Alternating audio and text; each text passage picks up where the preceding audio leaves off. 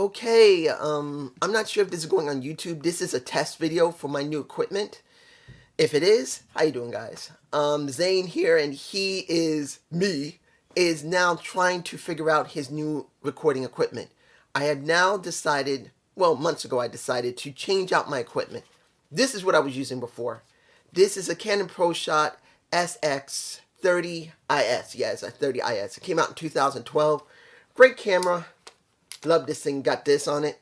But if you guys have known over the last year or two, this camera has not been behaving. It's been going in and out of any type of, well, focus. I'm sure audio has had pops in it and it's not been 100% good. Lighting has always been an issue. And I just realized eventually, what you see is what you get. You see this lovely face right here. I ain't going to change this face. My style that I do on YouTube is always up to interpretation. It's good some days, it's bad in others. I'll either be anxious about something or depressed about something or frustrated about something, and it's always going to change. So the best I can do is change up my video and my audio. Now I'm hoping you can hear me with the audio, because at this moment I am using and I'm not going to show it right now, but I will insert the pictures, or I'll insert a video of what the equipment looked like and maybe say something. I'm not sure yet. But I'm using a Zoom, H1N. That is mainly a hand recorder. And it's supposed to be very good for voice work as well as for effects. So I decided to get that because it's very versatile. Because as you guys know, I do some animation on another channel, and doing voice work, this could help me. I'm not sure if it will, but you know. As it comes for the camera, I decided to go with another Canon. Now this one is a mirrorless camera, and it's called the EOS M6. It's not a new camera. This camera's from 2012. This one right here. This one is from around 2016 and 17, I believe. It has a lot of good reviews for blogging. Right now, I'm looking at myself. Instead of looking aside like this, like with this old camera, I had to look to the side. So whenever I look like I'm going this way, it's because I'm looking at myself on its screen, because it's to the left, like this. And I'm always looking at it. Oh, there goes the camera trying to stay focused. That's a couple of things I got to learn, and I'll talk about in a moment. But I just felt like I needed a new setup. I wanted something better. So for me, in the last, October into November, after craziness of just trying to find out if I got a lease or not, I figured out what I'm going to do. I was going to get what I needed, and within the last 3 months, going in November, December, and January, I finally got everything I wanted. I have the M6. I have an adapter for the M6 because if you don't know about it, the mirrorless cameras that Canon makes, they make very small lenses. Now, I didn't really know that. And when I did find this out and found out maybe there's like 4 to maybe 6 or maybe a few more lenses that are built for this damn thing, I knew there was going to be an issue. So I found out they make an adapter so you can use regular lenses from other cameras. So I bought, not a cheap knockoff, because it does work. It's an adapter from another company other than Canon. And currently I have what is it called again? A EMS 1855 lens. It's a cheap lens I got for $65. Stuck it onto this adapter, and as you can see, it's working pretty damn well. I'm eventually going to get a better lens, which will be the actual lens for this, and that one is called the EMF 1555. No, 45. This is a 55, the other one's 45. And the key of this is that I want versatility, because if I want to continue doing what I'm doing now, or if I want to try and do a live stream, because it is possible to live stream with this, and since I am running Linux, not Windows or Mac, Linux, I believe there's a way to do it on that. But I wanted as much versatility as possible because... Okay guys, here you are. Here's the footage I told you about. Either it's going to be images or this video.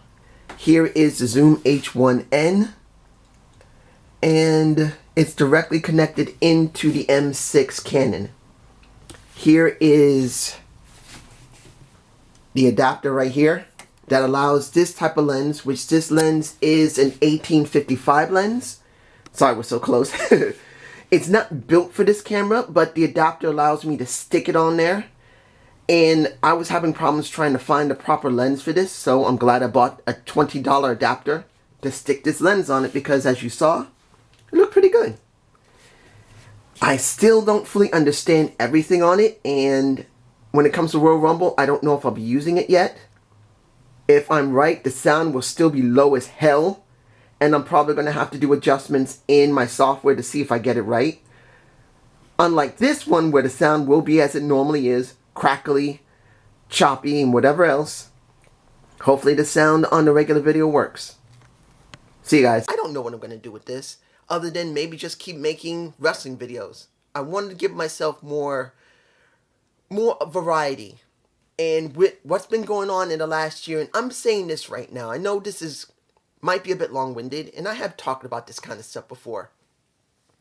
Being someone who has anxiety with depression, and who on top of that is disabled and cannot work. I walk around with a cane.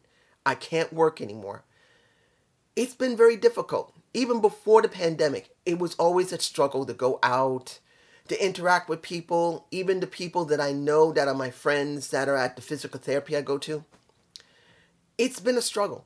And now what's going on, I stay home more. I'm more anxious than I normally would be. I've been more depressed. But I decided, and it's not an easy thing to say this, I decided I wanted more. I didn't want to just be confined to this apartment. I wanted to give myself the ability to go beyond that. And I say this for anyone who doesn't understand anxiety with depression. I have mild. Sometimes it gets a little worse depending on the situation. It can be very difficult to even give yourself something like that, because a lot of times if you want it, a lot of times it doesn't always work out, because once that anxiety hits you or the depression hits you, it's so hard to keep doing it. Like with my other channel, the one I do the animation on. Some people really like what I do, and it could take me 3 weeks to maybe a month and a half to do a video that somebody maybe way more smarter than me, or someone who isn't, might do it much earlier than me. But with my depression and anxiety, it can be very difficult. It's so hard to be, it's so hard to stay interested in things. And I did not want to stay the same way. I wanted more. I want to be more than just some guy who stays in an apartment who's nearly 50. Well, actually, I am 50. I'll be officially 50 in July.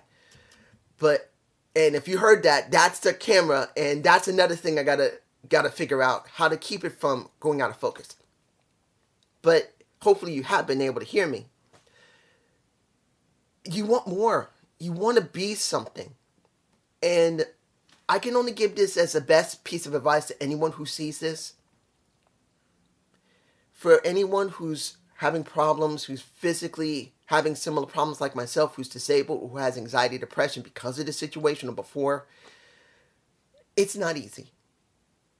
But it does come down to one thing, and it's very difficult to accept, but you have this, and it's choice. It's not easy to choose to do something more, because a lot of times there's a consequence to what you do. Because there's no guarantee you're going to go full blow with it. And sometimes if you're going to do something particular with other people, it can be very difficult. You don't want to put people in a situation where you say you're going to do something and you don't do it because you're too anxious about something, you're too depressed, or somewhere in between. And you can't get anything done. But you have the right to choose. And I choose to at least try harder. Not to lose myself in it like I've done before with other times. With other things like doing animation or trying so hard to get things perfect doing this, because even though I've done this nearly 9 years now, I'm still not great at it. It's not easy to know what you want to say and how to do it and make sure your equipment is working. Like with this thing has been malfunctioning for almost 1.5 years. And it was frustrating to actually think about doing it because I was anxious I was going to spend every penny I ever had to get on a camera that I might not use. And those are the type of things you go through. But it is your choice to try. And I would encourage you to try, but understand, and it's not easy for me either. Because saying, yeah, you got the reason and the want and the need to choose to do something better, but it doesn't mean you fully accept what happens when something goes wrong or even when it goes right. It is not easy. You get pissed off when it goes wrong, and you get frustrated, you get depressed again, or you get anxious again. It's very hard. But I can say, as someone who's in front of this camera, who's been doing this for nearly 9 years, I'm glad at least I'm trying. I admired two people. One is an actual person, Samuel Clemens, who is Mark Twain. Another one was a person from a movie called The Elephant Man from 1980, when I was maybe nine years old when it came out. And the character John Merrick, guy was deformed. He lived in a circus, but he gave his best not to let that get him down. He believed in himself. He believed that he was worth something. He wasn't just some type of creature that was in a sideshow. He believed he was more. And with Samuel Clemens, basically Mark Twain, who wrote so many great books, he was a public speaker. He spent 20 years after, a little story if I am remembering this correctly. When Samuel Clemens, Mark Twain, before he became famous in his late 50s, early 60s, the guy went through the Civil War because he came out in the 1860s. He lost his brother because of the war. And after the war was over, he spent 20 years as a riverboat captain, constantly thinking about what he could be, what he wasn't, letting his imagination take him certain places. And then he finally decided, I'm done doing a riverboat captain and I want to do something else. So he wrote books, he went into public speaking. And just like with John Merrick, that he didn't let whatever happened to him keep him 100% down. Doesn't mean it didn't hurt him and it wasn't frustrating, but he didn't quit. Yeah, well, actually, he did quit because at the end of the movie, he did, pass away, unfortunately. In a way, if you see The Elephant Man from 1980, when you see the ending of the movie, you'll be sad, but you'll understand what I'm talking about, which shows he didn't give up and he felt like he accomplished what he accomplished. For Samuel Clemens, Mark Twain, it didn't matter to him how old he was. The guy believed and chose to do something different. It didn't matter how old he was. He cared about writing. He cared about public speaking. He cared about inspiring people. And that's, if I even do 1% of what he did, because I don't expect myself to be that inspiring to anyone. I've helped people and I have given people encouragement, but I don't expect to be like him. But at least if I even have 1% of what he does and has become, he is a legend. He's part of our history. I'm not expecting that for myself, but at least I want to try. And I don't even know if you guys even hearing me correctly. I'm probably going to have to do adjustments to the audio because the last time I did this, and this is the 6th time, audio was either crappy or too low. So it's probably going to be too low or very crappy or somewhere in between. That's if I release this. Peace. And if I do release it, I am doing my Royal Rumble review. And I might use this setup, or I may just go back to this because there's still certain things I'm still working on with this camera. When I finally do get it right, you'll see. Peace.